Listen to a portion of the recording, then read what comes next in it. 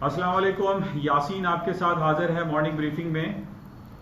आज इस हफ्ते का चौथा वर्किंग डे है, जुमेरात का दिन है और आज डेट है 25 जून। सबसे इम्पॉर्टेंट आज का जो इवेंट हमारे पास कह लीजिए कि चाइना और हांगकांग में आज हॉलिडे है।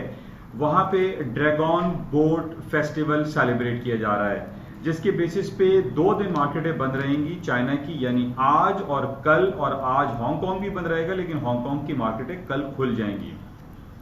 तो बहरहाल हमने ये नॉर्मली देखा है कि चाइना में और हांगकांग में जब हॉलिडे मूड रहता है या कुछ सेलिब्रेशन होती है तो मार्केट में वॉल्यूम निस्बतन कम होता है, क्योंकि China is one of the biggest economy, biggest market in the world. तो आज सबसे इंपॉर्टेंट हमारे पास ये है कि चाइना और हांगकांग बंद है। इसका बताने का मकसद ये होता है कि इन बेसिस पे जब भी किसी इकोनॉमीज में छुट्टियां होती हैं, हॉलिडे मूड होता है, मार्केट में वॉल्यूम मैटर करता है, वॉल्यूम रिड्यूस हो जाता है और एक्टिविटीज स्लो रहती हैं। लेकिन ये सिर्फ चाइना और हांगकांग में, यूरोप की तमाम मार्केटें खुलेंगी, अमेरिका की तमाम मार्केटें अपने रेगुलर बेसिस पे और नॉर्मल वे में ट्रेड होंगी और चलती रहेंगी। अच्छा, इसके साथ ही आज बड़ी इंपॉर्टेंट खबर हमारे पास, जिसका इंतजार 1 महीने से किया जा रहा था। 22 मई को एक अफसोसनाक वाकया पाकिस्तान कराची में हुआ, जब मॉडल टाउन कॉलोनी में एक PIA का जहाज गिर के तबाह हो गया। बहुत सारे लोग ईद उल फितर की छुट्टियां मनाने के लिए अपने घरों पर आ रहे थे और उनके साथ ये बहुत एक अफसोसनाक वाकया हुआ। कल रात उसकी रिपोर्ट आई और पाकिस्तान की जो एयर के जो हवाबाज के जो मिनिस्टर साहब हैं, उन्होंने ये रिपोर्ट पेश की और जिसका अंदेशा जाहिर किया जा रहा था कि जनाब पायलट के ऊपर इल्ज़ाम लगा दिया जाएगा या ATC एयर टावर कंट्रोल पे जो है वो पाबंद को मुरूद इल्ज़ाम ठहराया जाएगा। कुछ इसी तरीके से हमारे पास खबरें आई, लेकिन कोई भी शख्स, ना तो किसी ने रिजाइन किया, ना वजीर ने रिजाइन किया, ना PIA के किसी ओहदेदार ने कोई अपना इस्तीफा पेश किया कि उसकी बदआमालियों और उसकी गलतियों की वजह से ये इतना बड़ा साने रोनुमा हुआ। जैसे कि हमारी पाकिस्तान की तारीख में ये मौजूद है कि जितने बड़े वाकयात हो जाएं, चाहे वो रेलवे का हो या किसी हाईवे ट्रैफिक कंट्रोल का हो या PIA का हो, कहीं पर भी कोई मिनिस्टर या कोई ओहदेदार, कोई डिपार्टमेंट का हेड इस्तीफा नहीं देता, वो अपनी जिम्मेदारी को कबूल नहीं करता। और यही हुआ और हमने ये देखा कि कल की रिपोर्ट में यही कहा गया कि जनाब पायलट और ATC वालों की गलती थी, जिसकी वजह से जहाज तबाह हो गया। बस इतनी सी बात उन्होंने कह के चैप्टर क्लोज कर दिया। लेकिन बहरहाल हमारी ये दुआ है, तमन्ना है, चाहत है कि पाकिस्तान का, चाहे वो PIA का इदारा हो, चाहे वो रेलवे कंट्रोल हो, चाहे वो हाईवे का इदारा हो, ये तमाम डिपार्टमेंट्स अपनी जिम्मेदारियों को पूरा करें, निभाएं और रिलीजियसली इसको फॉलो किया करें, ताकि ऐसे आइंदा किसी के घर में ये मातम जो है वो ना हो और लोग अपनी जिंदगियां खुशी से गुजार रहे हों। बहरहाल दुआ ही की जा सकती है। अच्छा, इसके साथ ही कल रात हमारे पास बड़ी इंपॉर्टेंट रिपोर्ट थी इंटरनेशनल मॉनेटरी फंड IMF की, जिसने पूरी दुनिया की ग्रोथ को डाउनग्रेड कर दिया है, नेगेटिव में ले आया है। और ये कहा जा रहा है कि जनाब ये कोरोना वायरस पैंडेमिक की वजह से पूरी दुनिया जो लॉकडाउन शटडाउन की वजह से उसकी इकोनॉमिक जो सर्किल, जो इकोनॉमिक पहिया चलता था, वो डाउन हुआ, स्लो हुआ, रुक गया, जिसकी वजह से 1 साल तक, आने वाले 1 साल तक की जो इकोनॉमिक ग्रोथ फोरकास्ट थी वो डाउनग्रेड कर दी गई है पूरी दुनिया की। अच्छा, इसके साथ ही पाकिस्तान की जो IMF की रिपोर्ट थी कि जनाब 1% ग्रोथ चल रही है, उसने 0.5% यानी 50% पाकिस्तान की ग्रोथ को डाउनग्रेड कर दिया है और 0.5% कर दिया है। यानी पाकिस्तान की इकोनॉमी के लिए भी ये बड़ा एक नेगेटिव बयान है IMF की तरफ से। तो बहरहाल इसके कुछ ना कुछ नेगेटिव इंपैक्ट हमारे पाकिस्तान स्टॉक एक्सचेंज पर भी पड़ सकते हैं। अच्छा, इसके साथ ही 2-3 दिनों से हम ये देख रहे हैं कि मार्केटें जो अमेरिका की, खास तौर पे जो streamline index S&P, Dow Jones, Nasdaq, वो काफ़ी हाई पे हाई। मंडे को मार्केट नीचे खुली थी, लेकिन उसके बाद मार्केट ने अपनी तारीख की नई बुलंदियों को छुआ और ख़ास तौर पर उसमें नेस्डैक शामिल था।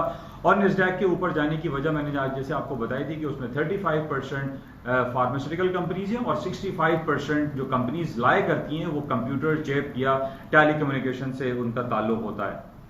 अच्छा, इसके साथ ही जो सबसे इम्पॉर्टेंट हमारे पास जो इवेंट है, यानी जो जिस तरीके से स्टॉक मार्केट है ऊपर अमेरिका की चलती चली जा रही है, उसकी बातें मैं आपसे बारहा जिक्र करता रहता हूं कि जिस तरीके से स्टिमुलस पैकेजेस अनाउंस किए जा रहे हैं और अमेरिका का इंटरेस्ट रेट डिक्लाइन किया जा रहा है। आज हमारे पास बड़ा इंपॉर्टेंट इवेंट है टर्की में, जिसका इंटरेस्ट रेट पिछले दिनों कई साल पहले 24% था, यानी दुनिया में सबसे ज्यादा इंटरेस्ट रेट अगर हम किसी इकोनॉमी में देखते थे तो वो टर्की का था, 24% पे था। अभी इस वक्त टर्की का इंटरेस्ट रेट 8 और 9% चल रहा है। आज की आने वाली जो रिपोर्ट है उसमें ये स्पेकुलेशन है, ये एक्सपेक्टेशन है कि टर्की भी अपना इंटरेस्ट रेट तकरीबन 1 से 2% तक डिक्लाइन कर सकता है। पिछले दिनों हमने देखा था कि रूस ने अपना इंटरेस्ट रेट 1% तक डिक्लाइन कर दिया था। और इन्हीं तमाम बेसिस पे जो एक ग्राउंड बन रहा है और पूरी दुनिया की स्टॉक मार्केटों में पोटेंशियलिटी का इंजेक्शन लगा हुआ है, स्टिमुलस पैकेजेस अनाउंस किए जा रहे हैं, इंटरेस्ट रेट को कट किया जा रहा है या अनचेंज किया जा रहा है। इवन इसके बेसिस पे हम देख रहे हैं कि स्टॉक मार्केटों में तेजी का रुझान बरकरार है। कल अमेरिका की स्टॉक मार्केटें खासतौर पे Nasdaq, एस&पी, Dow Jones down side पे आए थे, 1-2% मार्केटें फॉल हो गई थी। लेकिन अभी भी हम ये नहीं कह सकते कि अमेरिका की स्टॉक मार्केटें क्रैश हो गई हैं, गिर जाएंगी, फॉल हो जाएंगी, रेड टेरिटरी में लॉन्गर पीरियड ऑफ टाइम के लिए चली जाएंगी। नो, क्योंकि मैंने जैसे आपसे ये कहा था, on the basis of these ground realities जो है हमारे पास कि जनाब इंटरेस्ट रेट कट हो रहा है, स्टिमुलस पैकेजेस दिए जा रहे हैं, इन बेसिस पे अमेरिका की स्टॉक मार्केट बल्कि पूरी दुनिया की स्टॉक मार्केटों में अभी वो स्लंप, वो डाउनफॉल नहीं आया है जिसका बहुत सारे लोग इंतजार कर रहे हैं। कल नेस्डैक की मार्केट जो अपनी तारीख की नई बुलंदियों को छू कर मार्केट थोड़ा सा डाउन साइड पर आई तो इसको हम सिर्फ टेक्निकल करेक्शन कह सकते हैं। हम ये नहीं कह सकते कि जनाब अमेरिका में second wave of corona virus के बेसिस पे स्टॉक मार्केटें आई या कोई दूसरी वजह थी या फिर रेसिज्म के हवाले से आई। ये बातें पुरानी हो चुकी हैं, कोरोना वायरस की बातें पुरानी हो चुकी हैं, रेसिज्म की बातें पुरानी हो चुकी हैं। इन नेगेटिव, इन खराब खबरों पे हम ये नहीं कह सकते कि स्टॉक मार्केटें क्रैश कर जाएंगी। Even second wave of virus पर भी स्टॉक मार्केटें अब क्रैश नहीं होंगी, जैसे कि पिछले 1.5-2 महीने पहले अमेरिका में जब पहली बार ये खबरें आई कि वहां पे कोरोना वायरस, कोविड-19 के जो लोग हैं वो बहुत बढ़ते चले जा रहे हैं, हलाकतें बढ़ते जा रही हैं। लेकिन अब इन खबरों पर स्टॉक मार्केटें डाउन नहीं होंगी। अमेरिका की स्टॉक मार्केटों को डाउन होने के लिए, गिरने के लिए कोई ग्राउंड रियलिटी चाहिए, कोई परफेक्ट ऐसी खबर चाहिए जिसपे जो है पूरी इकोनॉमी जो है उसको एक झटका लगे। लेकिन अभी तक हमारे पास ऐसी कोई खबर नहीं है। बहरहाल अगर कोई खबर का तज्जियाती मुताला किया जाए तो हमारे पास एक सिलसिला रहता है कि अमेरिका और जापान के दरमियान जो चपकलिश चलते हैं, अमेरिका और चाइना के दरमियान जो चपकलिश तिजारती हालात पे चलती रहती है, इन बेसिस पे हम जरूर कह सकते हैं कि इन लॉन्गर पीरियड ऑफ टाइम में कुछ ना कुछ डाउनफॉल हो सकता है अगर कोई सिलसिले नेगेटिव ज्यादा होते रहे। जिस तरीके से हमारे पास हुआवी और हिक विजन जो 2 बड़ी चाइनीज कंपनीज हैं, इनके ऊपर अमेरिका ने कल ये इल्जाम लगाया है कि ये चाइनीज मिलिट्री इनको होल्ड करती हैं, चाइनीज मिलिट्री इनको ऑपरेट करती हैं। और ये जितनी भी जो लीकेज की हम बात करते हैं, जितनी भी डेटा हैक हो जाते हैं, उनकी जो हम बात करते हैं, तो अमेरिका ये इल्जाम लगाता है कि ये हुआवी एंड हिक विजन ऐसी कंपनीज हैं जो कि चाइनीज मिलिट्री होल्ड कर रही हैं और उसको वो चलाती हैं। और इसी बेसिस पे हम ये देखते हैं कि जनाब हुआवी और आईफोन, हुआवी या अमेरिका के दरमियान बहुत ज्यादा तल्ख कलामियां और बहुत सारे मसाइल खड़े रहते हैं। तो बहरहाल ये इंपॉर्टेंट न्यूज जरूर है कि अगर इनकी बातें और ज्यादा डिस्टर्ब हुई हुआवी, एप्पल, हिक विजन के हवाले से, तो तब स्टॉक मार्केटों में थोड़ा डाउनफॉल आ सकता है। अदरवाइज ऐसी कोई सूरत हाल फिलहाल मौजूद नहीं है। जैसे पिछले 2 दिन पहले व्हाइट हाउस के जो एडवाइजर है उन्होंने कहा था कि तिजारती ताल्लुकात खत्म हो गए और उसके वेरी नेक्स्ट आवर में ट्रंप साहब की ये ट्वीट आई थी कि नहीं, ऐसा कुछ भी नहीं है, चाइना और अमेरिका के ताल्लुकात, तिजारती सिलसिले वो इंटैक्ट रहेंगे। तो बहरहाल ये एक बड़ा इल्जाम है कि हुआवी और हिक विजन जो कंपनीज हैं ये चाइनीज मिलिट्री होल्ड करती हैं। अच्छा, इसके साथ ही एक नेगेटिव खबर ओवरऑल स्टॉक मार्केट के लिए तो नहीं कह सकते, लेकिन जॉनसन एंड जॉनसन जो बेबी पाउडर बहुत ज्यादा मशहूर है, इसके ऊपर बहुत अरसे से ये एक केस चल रहा था कि जनाब वो टैल्कम पाउडर में जो आइटम या एलिमेंट्स यूज करते हैं उसके अंदर कैंसर के अवामिल शामिल हैं और लोगों में कैंसर का मर्ज फैल रहा है।